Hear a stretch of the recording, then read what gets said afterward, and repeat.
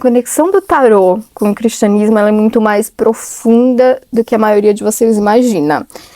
E isso fica muito claro quando a gente estuda o Waite. E sabia que o Waite e a Pixie, no final da vida, eles se convertem ao cristianismo tradicional romano.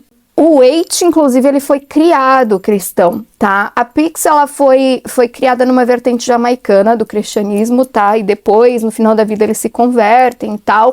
Mas é muito legal da gente perceber como o tarô, ele tem uma profunda conexão com o hermetismo cristão. Então, quando a gente vai estudar tarô, entender de cristianismo é muito importante.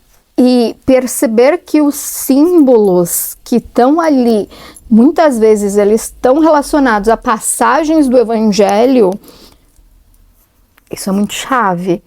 E se vocês estão fazendo meu curso, vocês já perceberam que, assim, as arcanas maiores, elas são cheias de passagens, elas são cheias de simbologia cristã. E no Trinity, se vocês já viram o Trinity, piora a situação, porque o Waite deixa o negócio mais cristianizado. É lógico que não é o cristianismo do padre da sua igreja. A gente está falando de um cristianismo místico, tá? A gente está falando de hermetismo cristão, que era o que eles tinham na época, que era um cristianismo que era mistificado com cabala, com hermetismo, né? Enfim, então era uma... Eu não gosto da palavra sincretismo, tá? E o povo que estuda história sabe muito bem qual que é o problema disso. E a palavra mistureba não é a melhor saída para isso, tá? Mas é uma tradução, tá? A gente usa muito a palavra tradução de conceitos. Então, assim, a gente traduz os conceitos que fazem sentido e usa na hora, tá? Então, assim, porque na verdade a gente está traduzindo a coisa de uma cultura a outra, de um momento a outro, para o nosso momento, e a gente faz isso a partir de filtros, tá? Então, quando a gente fala em sincretismo, o problema de usar sincretismo é que é como se a gente estivesse usando a coisa, né, da cultura a outra como se fosse exatamente da mesma forma, que não é possível, né? Porque a gente não tá pegando da mesma forma, a gente não tá usando no mesmo contexto e a gente não tá... porque não é igual, né? Então a gente tem um filtro ali e a gente tem um filtro de visão e a gente tem contextos diferentes, né? Então o sincretismo, a ideia de sincretismo parte de um princípio de que você pega isso aqui e simplesmente soma, né? E isso é muito irreal, tá? Não é isso que acontece. De qualquer maneira, a questão é que sim, a gente tem um cristianismo místico que faz muito parte da vida do povo da Order of the Golden Dawn, e quanto mais você estuda isso, mais interessante isso fica, e mais claro isso vai ficando dentro do tarô, né? Tudo que tá aqui, ele é muito... fica muito claro, e eu achei muito engraçado que uma vez eu mandei um vídeo, logo no começo logo que eu tava criando o curso e tal, eu mandei um vídeo para uma amiga que é cristã, e que tá estudando coisas mais assim, né, e que ela tem uma mente bem aberta e tal, e eu mandei o vídeo de uma aula e que eu mandei a carta da sacerdotisa, e ela pegou na hora que era Maria, e assim... Ela nem precisou muito do contexto. Ela me mandou falando, mas é óbvio que é. E eu falei assim, mas, tipo...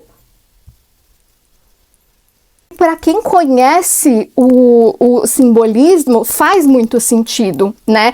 Agora, o povo que vem de fora, né? O povo que não tem que não tem o arcabouço cristão, fica um pouco mais difícil de entender o simbolismo. Mas a gente tem que lembrar que tanto o Waite quanto a Pixie tinham esse arcabouço cristão, tá? O dela pode ser um pouco mais jamaicano e tal, mas mesmo assim era um arcabouço cristão, mas ele foi criado dentro do cristianismo, tá? Isso é muito importante da gente lembrar. E aí, nessas criações, a gente está falando de uma criação que é hermética cristã, né? Então, quando a gente vai estudar, a gente precisa lembrar muito disso. E quando me perguntam se uma pessoa cristã pode ler tarô, sabe que a resposta é claro que pode. Qualquer pessoa pode ler tarô. O problema do católico tradicional romano ler tarô é que a igreja não aceita qualquer tipo de divinação que não seja feita por santos da igreja, né? Então, até você ser canonizado, você vai ser herege. Enquanto você estiver falando com mortos, enquanto você estiver fazendo previsões de futuro, você é herege. Porque você não, né? Isso é inspiração do diabo, certo? Mas, eu tô falando de teologia, tá? Eu tô falando né, funciona assim, ok? Mas se algum dia, por acaso, você for canonizado, você vira santo. E aí, né, mas lembra que para você ser canonizado, você tem que cheirar rosas quando você morre. Normalmente o esquema é todo esse, né? Inclusive eu lembro que quando eu estava lendo os Irmãos Karamazov, o mestre do Alyosha morre, né, que é um mongezinho lá enfim, né, do monastériozinho dele, a maior preocupação dele é se ele vai cheirar rosas, porque ele começa a feder, e ele fica pensando, putz, mas será que eu segui a pessoa errada a minha vida inteira? Porque ele tá fedendo, né, e ele deveria estar cheirando a rosas, né? Mas, enfim, de qualquer forma. Voltando. Você pode ser canonizado. Se você for canonizado, aí você fez certo a sua vida inteira. Se não, aí você morre como herege e provavelmente você fede. É isso.